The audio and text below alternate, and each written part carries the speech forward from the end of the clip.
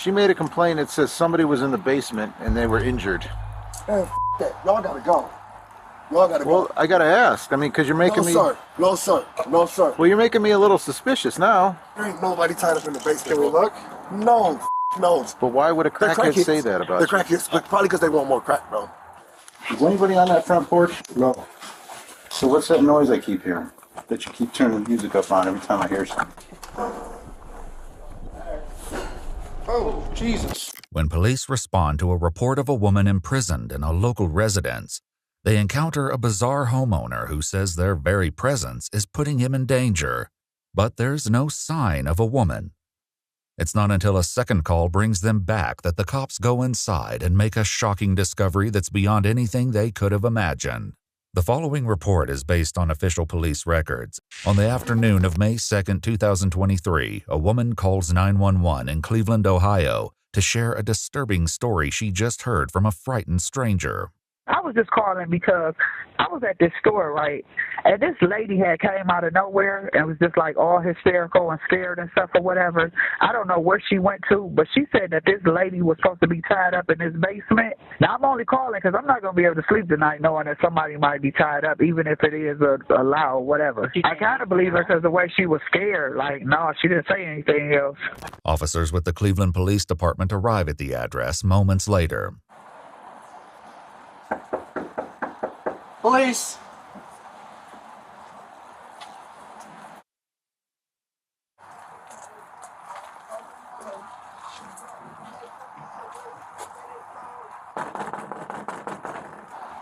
There's music coming from the back.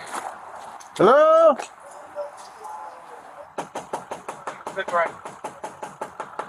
After a full 3 minutes of knocking, the police finally get a response from inside. Bro, y'all can't be here like this. Oh, look. You can't be here like this, bro. I'm just knocking on your door. I understand that, but you making me hot. What does that mean? I'm about to come out. All right, come on out. All right. How you doing, sir? Y'all can't be out here like this. Just so you know, everything's recorded. Listen, Yes? turn those cameras off, please. Well, what's going on? Can you please turn the cameras off? You have to give me a reason, and I can't. You guys are making my spot hot. I work for you guys, okay? Long story short, I work for you guys. Please get out here. You guys are blowing the spot up. All right? Who do you work for? I can't tell you that. Why? I cannot tell you that because I'm not allowed to tell you that. Okay, so just understand that. Well, here, Go home. we have a call. Here, sir, let me just tell you why we're here, and then we'll leave. It could be nothing. I don't know. I don't know anything about you. All right, I'm just saying, y'all can't be here. Y'all making my spot hot. All right? After pushing the cops to leave, the man finally asks what brought them here to begin with. What was your call about? Did you have a female here earlier that was a white female in a black coat? Hell no, bro. All right, well, here's the complaint. What's the complaint? She made a complaint that says somebody was in the basement and they were injured. Man, that. Y'all gotta go. Y'all gotta go. Well, I gotta ask. I mean, because you're making me... Sir. No, sir. No, sir. Well, you're making me a little suspicious now. Man, listen, you need to leave. Not only do the police stick around, more of them soon arrive. Oh my God, there's too many people here. Well, it's no big deal, man. Man, it is a big deal. What? I'm trying to tell you guys up. Well, we were told that the lady's tied up in the basement. There ain't nobody tied up in the basement. Can we look? No, no, but like, why not? Because I say so. Is someone tied up down there? No. What's your name, buddy? I can't tell you that, bro. What do you mean you can't tell me that? I'm trying to tell you I'm a confidential informant. That's all I have to say. You guys are bugging right now. You guys are No, that's not all you have to say. Who told you that? I can't say nothing else. Please. Well, if there's someone tied up in the basement, we got There's a problem. nobody in the basement. So why can't I look? Because all that stuff that went on in the past with those three girls, man, we got to take this seriously. What three and look into girls? it. What three girls? Gina, I don't know them.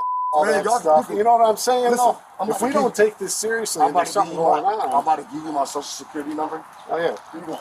Stop. Please don't That's do all that. right. Yeah, please We're don't. not going in without you. Yeah, you can't do that. Tell him please not to do that. While the man appears to believe that his status as a confidential informant puts him above suspicion, the police don't share that view. Detective Smith, please, go. Which Please. Smith? Detective Smith. The one in... Second District. Okay, that's how you know I'm not. Okay, well, I guarantee. His phone number's right here. No, Look, no, listen. I'm not We'll gonna call play him. with y'all. Listen, we'll Don't call call him. him. Don't. Well, why Don't wouldn't I call him call here. him? Don't Listen, call him will here. you stop talking for a I moment? can't, bro. My life is on the line. Who's on the line? All you had to do was talk to us. You're the one who came outside. Y'all don't know what's going on, baby boy. That's all I'm saying. Listen, I got once drug again- dealers and everything that drive past here, and I got 5 cars out here. All right. Y'all about to get me killed out this. Well, why are you acting this way? How you understand why I'm acting this way, dude? No. If we have to call Detective Smith and say, hey, do you think this guy would have a girl tied up in his basement? He's gonna say no. Is he? 100%, bro. I just He's willing to risk his career for all that? You think I'm? Oh my gosh, you're gonna take a crackhead's word over Detective Smith's word, right? I haven't spoken to Detective Smith. Well, you're gonna talk to him. He's gonna let you know what's going on. I was down there for an hour with him yesterday. Okay. I just left my probation But officer. why would somebody say that? Crackheads. But why would a They're crackhead say that about They're you? crackheads, but probably because they want more crack, bro. Do you have crack? No, I'm not gonna. Why would I say that? Why would you ask me that on camera? I don't Why know. you do that to me? I know I don't have no crack. It's my job. Well, why would the crackhead be here then? This man is wow. And the most confidential informants don't come screaming out the back door, I'm a confidential informant, do they? Despite the suspicious circumstances, the police sergeant lets the man, Delonte Edmund Geiger, go back inside his home while the other cops contemplate what they've heard. Have you ever, actually dealt with a confidential informant? Yeah.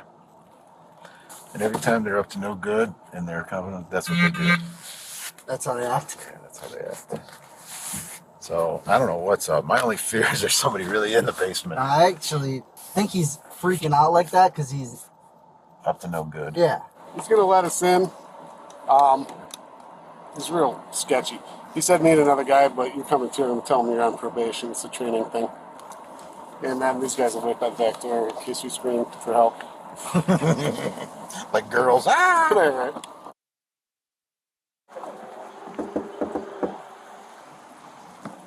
Loud music playing, so you can't hear the screams. If it's a joke, it's one that will become much less funny before this day is through. Hey, do you mind if the record goes? No, dude, there's too much going on. No, Just no. All right, stand outside. Leave this crack though in case we scream. Nobody about to do nothing to y'all, dude. You got guns. No, you can't. No, Seriously, No, just crack. Just in case we scream for No, bro, bro. understand. They're not coming in. Oh, You have my word. Unless we start screaming.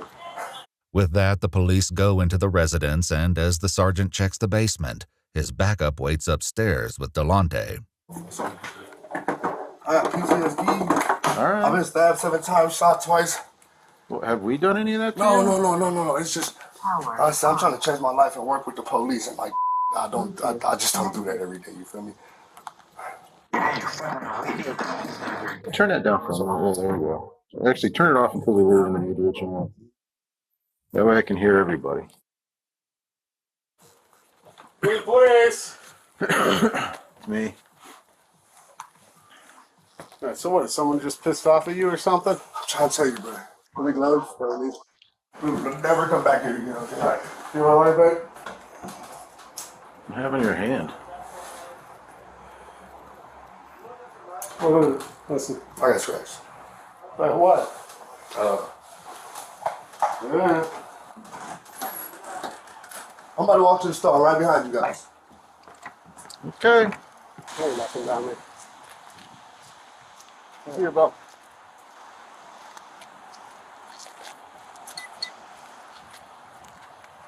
No cost. Okay. You might want to never keep an eye on this house. I know. As it turns out, the cops will be back sooner than they may have thought. That evening, a woman tips them off that Delonte showed her pictures of a woman being tortured and zip-tied to a chair, warning that he would soon do the same to her. The police go back to the house at midnight, and once again, it's not easy to get someone to the door.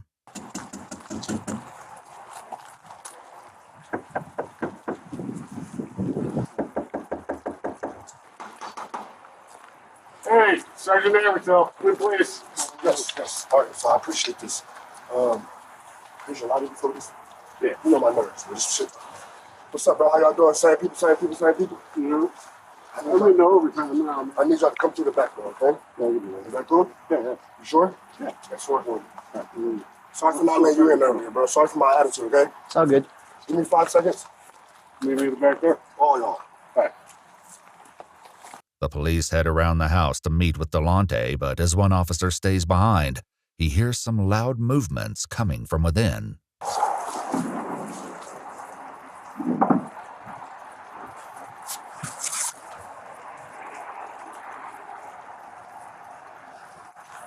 Delonte soon lets the cops in, and they head straight down to the basement to continue the search they cut short this afternoon. So, if you smell bleach or something, my nose doesn't always look good. Okay. Now I smell cat pee, so. The basement again seems to be absent of any victims, tied up or otherwise, but this time the cops are determined to search the entire house. Damn, this is my doghouse. Oh. I'll build houses. I got tours all over. Y'all got some tours all over here. Pretty good.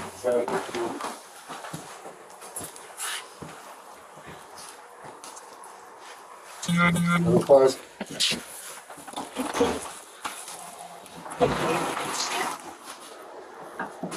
I'm about to close the door on you. There's another door behind this door. Okay? Yeah, I hang out up here because this is rather fresh. Over where he's got this section off. There's no body, you know.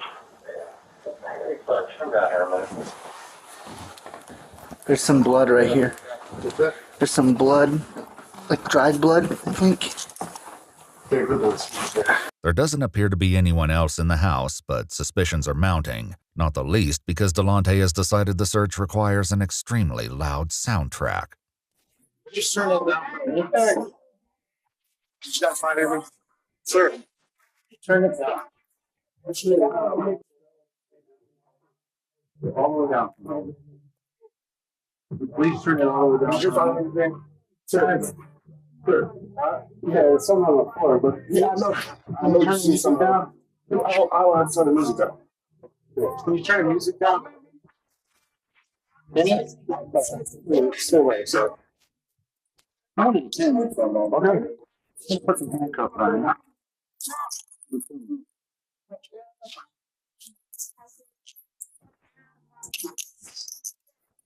No, turn the music off. With the newfound silence, the police turn to Delonte, determined to finally get to the bottom of this runaround. But even on a day filled with rumors, strange claims, and unsettling tips, none of them are prepared for what comes next. Is anybody on that front porch? No. So what's that noise I keep hearing? That you keep turning the music up on every time I hear something? Is anybody on there? I heard him dragging something out when we went from the front to the back, too, just so you know. Is anybody in that front end? Because I heard voices or movement or noise. Yeah. Who's up there?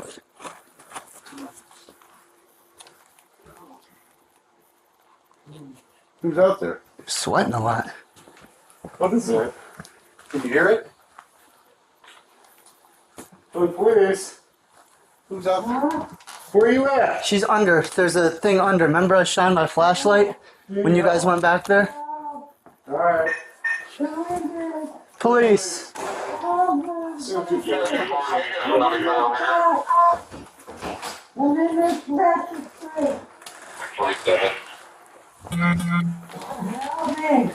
Alright. Yeah, I heard him sliding something under there when he went from the front to the back. Where are you at? Where you at, man?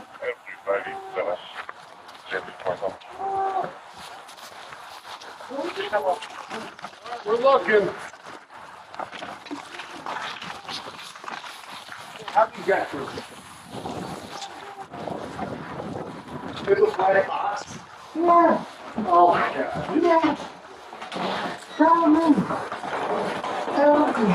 Bring those us. Tell me. I'm paralyzed. I'm paralyzed. Alright. Okay? How old are you? 60. 6-year-old female. Oh my God. Yes. Are you injured besides that? I'm You're paralyzed. paralyzed. I'm paralyzed. What's your name? Carol Cyrus. Did she say Carol? Carol? All right, Carol. No, Carol. Cheryl. Yeah. Help my legs out. Help All my right, we legs got EMS coming. I don't want to move you because I don't want to hurt you more. Can you breathe? I can now. Okay. I want to get out of pain. The police escort Delonte out of the house as they try to make sense of the bizarre discovery they've made on his front porch. Cheryl, do you know, is there anyone else here with you? I don't know. Okay. Sure, how long you been there, honey? How long? I don't know. They hurt. You hurt? All right, we want to get you out of there, but I'm afraid to move you. I'm going to let EMS do all that, okay? They're the best.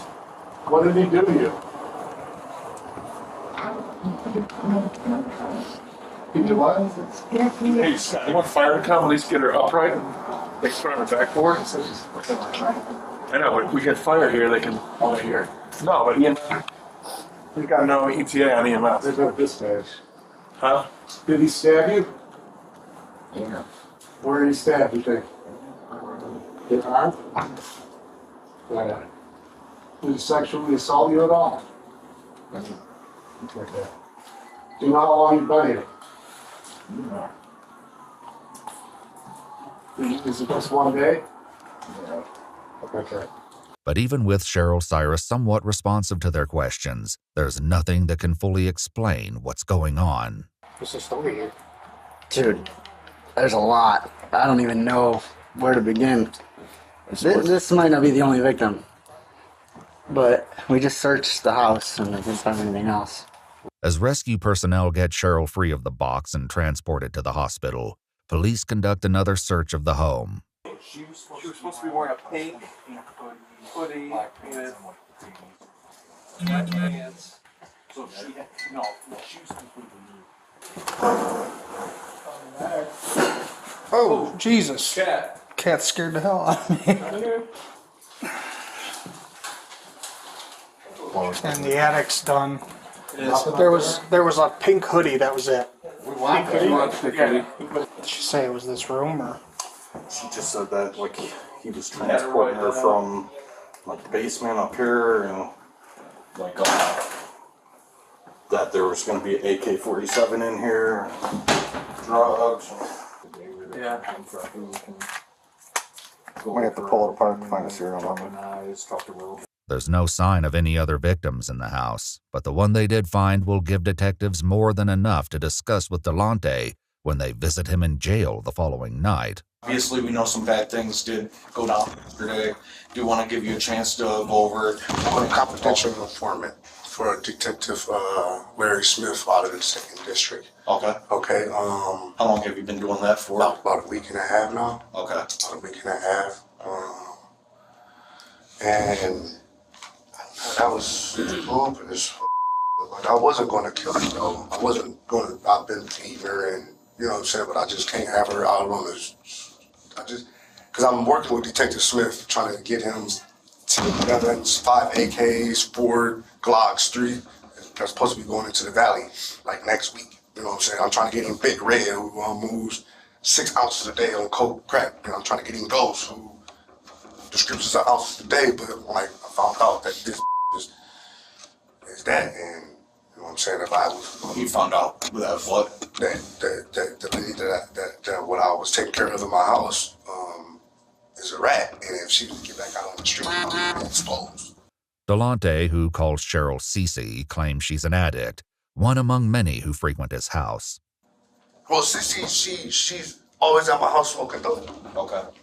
Sometimes I take care of everybody on the streets, all the fiends. That's where they live at. Okay. You know what I'm saying? Long story short, that's ground zero for the crackheads. According to Delonte, the entire situation began on April 27th, 5 days before police showed up at his house, wanting to search the basement. In an incident partially corroborated by police records, the car Delonte was driving was pulled over by vice cops. He says Cheryl was in the car as well. I left my house, and before I got 4 tires on the street, the police is hitting the block. I don't know what the going on. I'm swerving around, up on the sidewalk, trying to get around because I don't know what's going on. Guns in my face, get out the car, get out. What are you guys doing? Turn the car off, empty out your pockets. I ain't got nothing, bro. Y'all tripping like y'all.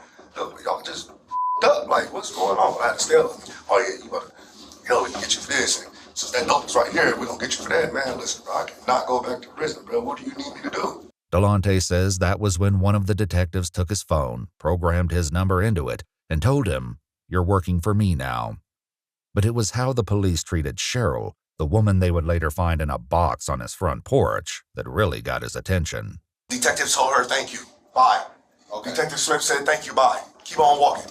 Okay. Listen to the detectives as we all got out the car. The detective's like, yeah, you can go. Thank you. Okay.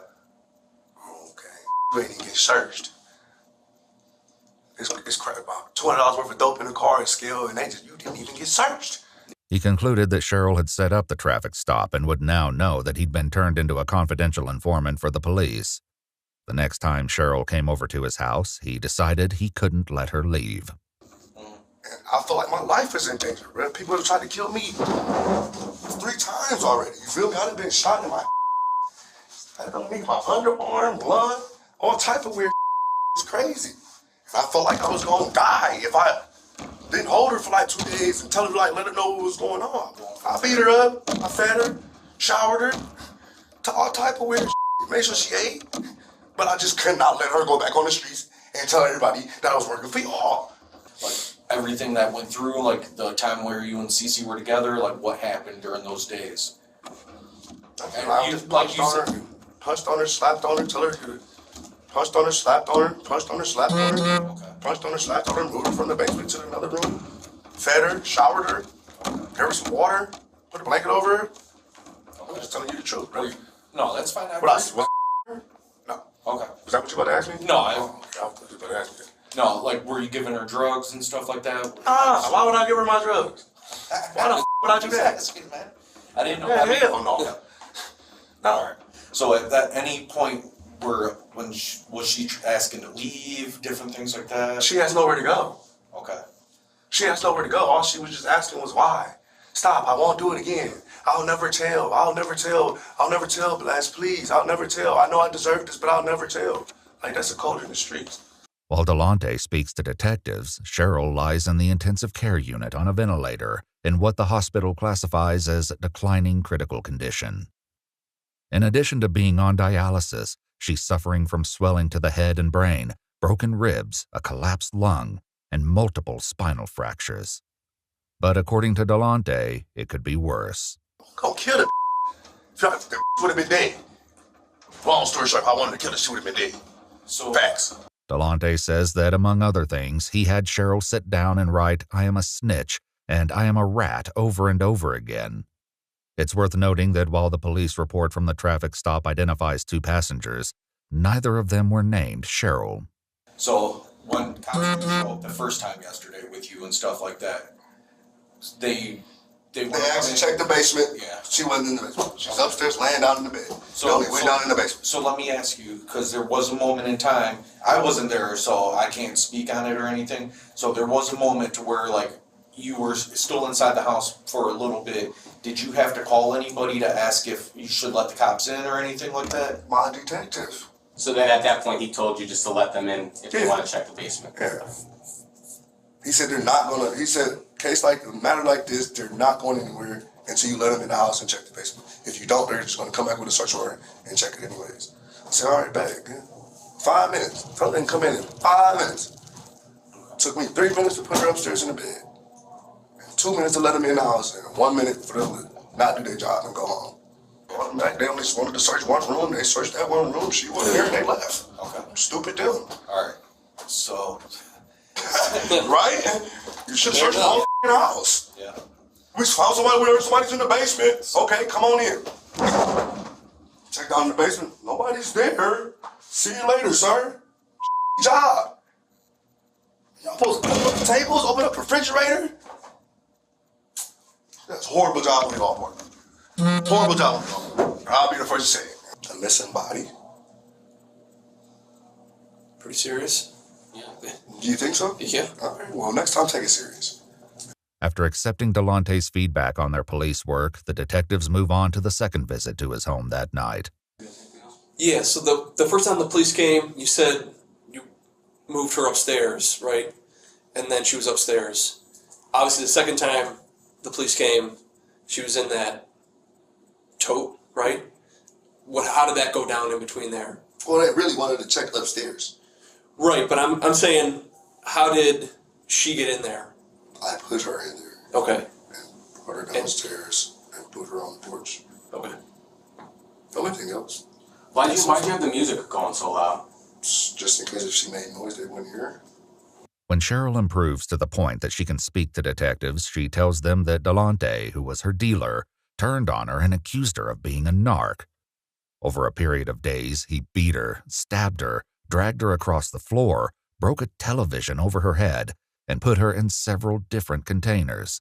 She says he also poured water on her to the point she couldn't breathe and fed her addiction so she could endure the pain. Even still, Delonte appears hopeful that this will mostly blow over. Are you not going to try to help me or not? Well, like I said, it'll go from there once you see the judge and like the case starts moving forward. No, but you guys have to talk to the judge though and let her know that I am a confidential informant and that like I am working with the police. Like I understand I'm in trouble, but what I need you guys to do is like. Right. Well, I'll put in the paperwork to let them know for. You know what I'm saying? Because I like doing my job. I like my job, and like I don't want guns on the streets. And I don't want drugs on the streets, and I can't do that if I'm in here. Then Detective Smith will buy me out. Believe it or not, if I get a bond, he'll come buy me out. You know what I'm saying? So I just need a bond. And DT Smith will come buy me out, and I'm going to go right back to work. But that doesn't happen, and Delonte is soon informed that his bond will be set for $750,000. News that he responds to with a middle finger at his hearing. 11 days after his interrogation, he's still in jail when he speaks to his mom on the phone. You think they'll lower my bond? If they lower my bond to like $200,000, dude, I got enough collateral to buy myself out. I already talked to the bills about it. He said just bring me my collateral, bring me my dump truck, bring him my trailer, my tools, and I told him I had to put one of my businesses in, and I'm out. That's when he said they just got to lower your bond. We just got to see tomorrow when you go to court. The worst outcome that comes out of this for you is might be 5 years in asylum. But things turn out a bit differently. At a court hearing 6 months later, Cheryl Cyrus recounted the horrors inflicted upon her and told the judge that she remained 98% paralyzed and dependent on others for her basic needs. Delonte Edmund Geiger pled guilty to 1 count of felonious assault, 1 count of kidnapping, 1 count of possessing a weapon under disability, and 1 count of tampering with evidence. In November 2023, the judge said, "I've never seen an offense like this in my time on the bench," and sentenced Edmund Geiger to 16 to 20 years in prison with an expected release date of April 2039. He's currently incarcerated at the Trumbull Correctional Institution. If you'd like to see select new videos early and help us keep uncovering case files that rarely come to light, you'll find extra footage and unseen details on our Patreon. Channel memberships here on YouTube also include early access to select new videos.